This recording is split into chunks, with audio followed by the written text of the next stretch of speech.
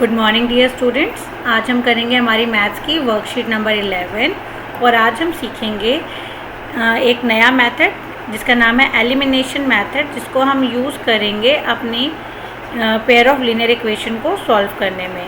Last हमने जो worksheet करी थी उसमें हमने सब्स्टिट्यूशन मेथड सीखा था, आज हम सीख रहे हैं elimination method. Okay, elimination method को आप कैसे यूज़ कर सकते हो, इसमें आपको सबसे पहले अगर जो आपके वेरिएबल्स है, ये 2 वेरिएबल्स वाली इक्वेशंस आपके पास है, तो आपको कोई एक वेरिएबल को एलिमिनेट करना होगा। सपोज़ अगर आपको 3x को एलिमिनेट करना है तो आपको क्या चाहिए होगा, आपको माइनस का 3x चाहिए, तो वो किसके इक्वल हो जाएगा फिर 0 के। अगर आपके पास माइनस का 4y है, इसे एलिमिनेट करना है तो आपको क्या चाहिए होगा, प्लस का 4y। अगर आपके पास माइनस का 2x है और आपको कुछ उसमें से और माइनस करना है तो आप अगेन क्या लोगे, माइनस का 2x, because minus minus plus का हो जाएगा, तो ये किसके इक्वल हो जाएगा, 0 के इक्वल हो जाएगा।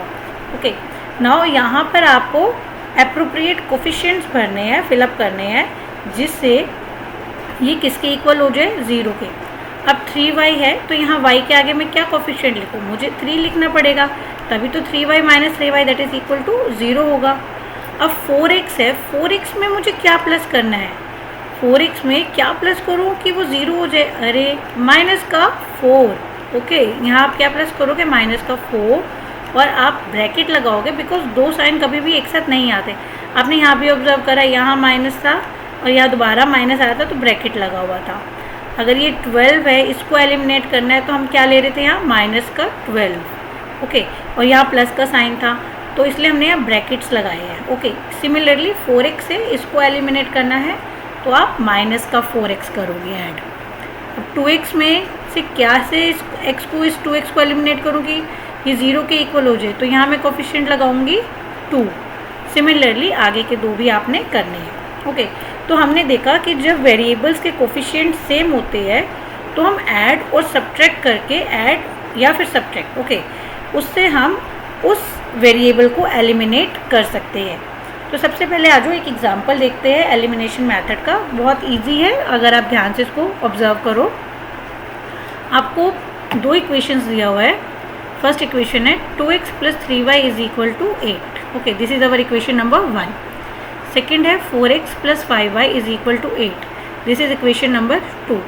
अब मुझे x और y इन दोनों में से किसी एक वेरिएबल को एलिमिनेट करना है, बट मैं अगर सब्ट्रैक्ट करूँगी तो एलिमिनेट नहीं हो रहा, बिकॉज कोफिशिएंट डिफरेंट है। तो मैं क्या करूँगी कि मुझे यहाँ दिख रहा है ये जो 4 है ये 2 का मल्टीपल है। ओके, तो अगर मैं इसको 2 से मल्टीप्लाई कर दूँ तो ये 4 बन जाएगा, बट हम खाली एक टर्म को मल्टीप्लाई नहीं करते, हम पूरी इक्वेशन को मल्टीप्लाई करते हैं ताकि वो बैलेंस रहे। ठीक है, आप किसी एक इंडिविजुअल टर्म को मल्टीप्लाई नहीं करोगे, आप left hand side and right hand side, both side आप मल्टीप्लाई करोगे। तो हमने क्या करा, ये जो हमारा फर्स्ट इक्वेशन है 2x plus 3y is equal to 8, इसको हम 2 से मल्टीप्लाई कर रहे हैं। ओके, तो ये हो जाएगा 2 2 ज़ा 4x, 2 को फिर हमने 3 से मल्टीप्लाई करा, plus 6y is equal to 2 8 ज़ा 16। हर एक टर्म को मैंने 2 से यहाँ मल्टीप्लाई कर दिया। तो ये हो गया मेरा इक्वेशन नंबर 1 था, जिसको मैंने 2 से मल्टीप्लाई करा। Equation number 2 as it is, इसको मैं कोई चेंज नहीं कर रही, ये वैसे का वैसा है। अब मैं देख रही हूँ मुझे एलिमिनेट करना है, तो ये प्लस का 4x है और ये भी प्लस का 4x है। अगर ऐड कर दूँगी तो 8x हो जाएगा, बट मुझे तो हटाना है, एलिमिनेट करना है, तो दैट मीन्स मुझे क्या करना पड़ेगा, मुझे सब्ट्रैक्ट करना पड़ेगा। बट आप एक इंडिविजुअल टर्म को सब्ट्रैक्ट नहीं करते हो, आप पूरे इक्वेशन को सब्ट्रैक्ट कर रहे हो, तो इक्वेशन के अंदर जितने भी टर्म्स है सबके साइन चेंज हो जाएंगे। ओके, ये प्लस का 4x है, तो अब इसका नया साइन क्या हो गया, इसका नया साइन हो गया माइनस। प्लस का 5x है, इसका नया साइन भी हो गया माइनस का 5y। प्लस का 5y था तो माइनस का, प्लस का 8 है, बट अब हम इसको माइनस का 8 बोलेंगे क्योंकि हमने पूरे इक्वेशन को सब्ट्रैक्ट करना है। Okay, now see 4x minus 4x cancel हो गया, 6y माइनस 5y किसके इक्वल आया, y के इक्वल आ गया, is equal to 16 minus 8, 16 minus 8 is equal to 8। So हमने y की वैल्यू फाइंड कर ली, y इज इक्वल टू 8। अभी ये कंप्लीट नहीं हुआ, अभी x भी फाइंड करना है, तो आप y की वैल्यू को किसी भी एक इक्वेशन में सब्स्टिट्यूट कर दो, सपोज आपकी ये फर्स्ट इक्वेशन है, आप इसी में ही सब्स्टिट्यूट करना चाहते हो, आप डायरेक्ट सब्स्टिट्यूट करिए, इतना सब कुछ करने की जरूरत नहीं है। 2 का 2, x का x as it is plus 3, y की जगह मैंने रख दिया 8, ओके, इज इक्वल टू 8।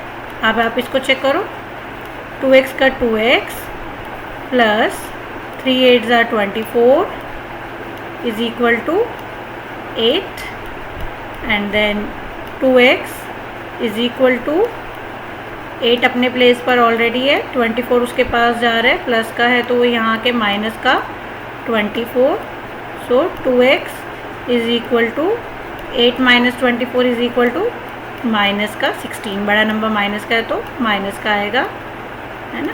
सो आपने देखा 2x is equal to minus 16, so आपका x आ गया माइनस 16 अपॉन 2। आप इसको कैंसिल करोगे तो ये आ गया 2 1 ज़ा 2, 2 8 ज़ा 16। दैट मीन्स x की वैल्यू आ गई -8 और y की वैल्यू आपने कितनी फाइंड करी थी, 8। आपने दोनों वेरिएबल्स की वैल्यू निकाल ली, दैट मीन्स आपका आंसर अब कंप्लीट है, ओके।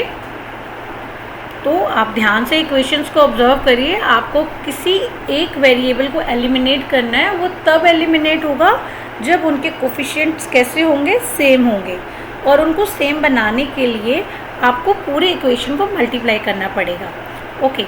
अब हम यहाँ देखते हैं कुछ चीज़ें जो हमें रिमेंबर रखनी है। If already equal coefficients of same variable then no need to multiply. अगर आपको दो इक्वेशंस दिए हुए हैं, उसमें ऑलरेडी कोई एक वेरिएबल, दोनों में उनका जो कोफिशिएंट है वो सेम है, तो आपको वहाँ पे मल्टीप्लाई करने की ज़रूरत नहीं है, बिकॉज आप देख रहे हो वेरिएबल के कोफिशिएंट सेम है, तो आप सिंपली ऐड और सब्ट्रैक्ट करके उस टर्म को, उस वेरिएबल को वहाँ से हटा सकते हो, एलिमिनेट कर सकते हो, ओके। सेकेंड आपको क्या रिमेंबर रखना है, you are free to eliminate any one variable. आप अपनी मर्जी से कोई भी एक वेरिएबल को एलिमिनेट कर सकते हो। ऐसा कोई हार्ड एंड फास्ट रूल नहीं है कि आपको पहले x को ही एलिमिनेट करना है या आपको y को ही करना है। आप ऑब्जर्व करिए और जो भी आपको कंफर्टेबल लग रहा है मल्टीप्लाई करके सॉल्व करने में, आप उससे आप कर सकते हो, ओके। नेक्स्ट आपने क्या याद रखना है, when the coefficient of one variable is multiple of the other for same variable only one equation need to be multiplied. ये यही वाली बात हो रही है कि हम देख रहे थे ये जो 4 है ये 2 का मल्टीपल है, ओके। तो हमने सिर्फ ऊपर वाली इक्वेशन को, इक्वेशन नंबर 1 को हमने 2 से मल्टीप्लाई कर दिया। हमने इसको नहीं करा बिकॉज हमें दिख रहा था कि ये इसका मल्टीपल है, सिर्फ एक को मल्टीप्लाई करके हम इसको ईजिली सॉल्व कर सकते हैं, ओके। अब एक बार रिवाइज करते हैं क्या क्या स्टेप्स है। स्टेप नंबर 1, आपने क्या करना है, मल्टीप्लाई 1 और both equation with suitable non zero constant to make the coefficient of one variable equal. आपने इक्वेशंस को ऑब्जर्व करना है ध्यान से, एंड देन चाहे तो एक इक्वेशन को या अगर हो सके तो दोनों को, अगर आपको ज़रूरत पड़ती है तो एक नंबर से मल्टीप्लाई करना है, नॉन ज़ीरो नंबर से, नॉन ज़ीरो कांस्टेंट से आप मल्टीप्लाई करोगे ताकि कोई एक वेरिएबल आपका इक्वल हो जाए, ठीक है ना। कोफिशिएंट ऑफ वन वेरिएबल क्या हो जाए, किसी भी एक वेरिएबल के जो कोफिशिएंट्स है वो इक्वल हो जाए। नेक्स्ट स्टेप क्या होगा, आप या तो ऐड करोगे या सब्ट्रैक्ट करोगे। जैसे हमने यहाँ सब्ट्रैक्ट करा है, यहाँ पे सब्ट्रैक्शन रिक्वायर्ड था, तो आप ऐड या सब्ट्रैक्ट जो भी वहाँ पर रिक्वायर्ड है आप उसको करोगे। देन आप उसको थर्ड स्टेप में सॉल्व करके जो आपका एक वेरिएबल बच रहा है उसकी वैल्यू फाइंड करोगे। एंड लास्ट स्टेप क्या होगा, जब आपने ये वैल्यू निकाल लिया आप उसको किसी भी एक इक्वेशन में सब्स्टिट्यूट करोगे एंड सॉल्व करके सेकेंड वेरिएबल को फाइंड करेंगे, ठीक है। आई होप आपको मेथड क्लियर हो गया है। अब हम देखते हैं जो क्वेश्चंस हमें सॉल्व करने हैं। आपको यहाँ दिया हुआ है एलिमिनेशन मेथड यूज़ करना है और ये इक्वेशन सॉल्व करनी है। इक्वेशन है 3x + 4y is equal to 10 and x - y is equal to 1। अब यहाँ देखो, यहाँ 3 है कोफिशिएंट, x का कोफिशिएंट कितना है 3, y का कोफिशिएंट है 4, यहाँ x का कोफिशिएंट है 1 और y का कोफिशिएंट है -1। y का कोफिशिएंट क्या है, -1। तो इट्स बेटर कि मैं सिर्फ इसको मल्टीप्लाई कर दूँ किससे, अगर मुझे x एलिमिनेट करना होगा तो मैं 3 से मल्टीप्लाई करूँगी। तो I will multiply this equation with 3। तो मुझे क्या मिला यहाँ पे, 3x, okay, 3x - 3y, y को जब 3 से मल्टीप्लाई करा तो 3y इज इक्वल टू 3 1 ज़ा 3। ओके, अब क्योंकि ये भी प्लस का 3x है, ये भी प्लस का 3x है, ऐड करेंगे तो 6x हो जाएगा ना। तो बेसिकली हमें यहाँ क्या करना पड़ेगा, हमें यहाँ सब्ट्रैक्ट करना पड़ेगा, और एक टर्म नहीं होगी, सब सब्ट्रैक्ट होंगे। ये प्लस का था तो ये माइनस का हो जाएगा, ये माइनस का है तो ये प्लस का हो जाएगा, और ये प्लस का 3 था तो ये माइनस का 3 हो जाएगा। अब ये 3x आपका कैंसिल, 4y प्लस 3y। अब आप माइनस 3y नहीं बोलोगे, आपने इसका साइन चेंज करा है, so it's now plus 3y। 4y plus 3y is equal to आपका आ गया 7y, एंड 10 माइनस 3 कितना हो गया 7। So y is equal to 7/7, that is y की वैल्यू कितनी आ गई, y की वैल्यू आ गई 1। y की कितनी वैल्यू आई 1। अब आप इस वैल्यू को किसी भी एक इक्वेशन में रख दीजिए और आप x का वैल्यू फाइंड करेंगे। ओके, सिमिलरली सेकेंड क्वेश्चन दिया हुआ है 3y minus 5z is equal to 4, and second equation है 9y minus 2z is equal to 7। Observe it carefully, see what you find. यहाँ 9 है एंड यहाँ 3 है, 3 का मल्टीपल आपको दिया हुआ है यहाँ पे 9, तो ये सेम पैटर्न हो गया एक तरीके से। आपको सिर्फ इस एक इक्वेशन को मल्टीप्लाई करना पड़ेगा, किससे करना पड़ेगा 3 से करना पड़ेगा, तभी तो 3 3 9 बनेगा। ओके, देन आप इसको मल्टीप्लाई करिएगा, देन दोनों इक्वेशन को सब्ट्रैक्ट करिएगा, आपका y एलिमिनेट हो जाएगा, z की वैल्यू आ जाएगी, एंड देन z की जो वैल्यू आएगी किसी भी इक्वेशन में आप सब्स्टिट्यूट करके y को फाइंड कर सकते हो। ओके, अब इसके बाद सेकंड क्वेश्चन देखते हैं। क्वेश्चन नंबर 2 में हमसे कह रहे हैं Meena went to a bank to withdraw ₹2000। Meena bank गई, उसको कितने रुपए विड्रॉ करने थे, कितने रुपए चाहिए थे 2000 rupees. She asked the cashier to give her ₹50 and ₹100 notes only. उसने कैशियर को कहा कि उसे सिर्फ 50 रुपीज़ के और 100 रुपीज़ के ही नोट्स चाहिए, 50 एंड 100 के notes. Okay, Meena got 25 notes in all. Total number of note कितने हैं 25। Find how many notes of ₹50 and ₹100 she received. आपको बताना है कि उसने 50 रुपीज़ के और 100 रुपीज़ के कितने नोट रिसीव करे।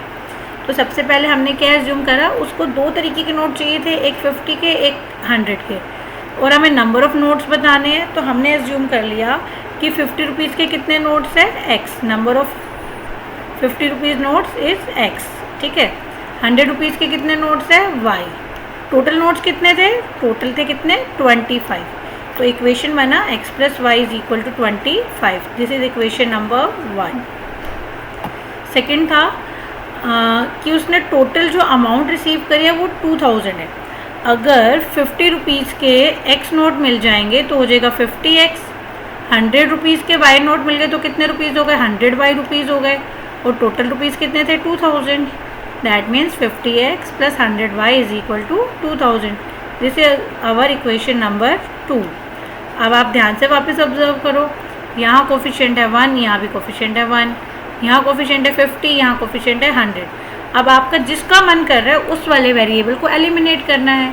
Suppose if you want to eliminate x, तो आपको इस फर्स्ट इक्वेशन को किससे मल्टीप्लाई करना पड़ेगा, इसको आपको मल्टीप्लाई करना पड़ेगा 50 से।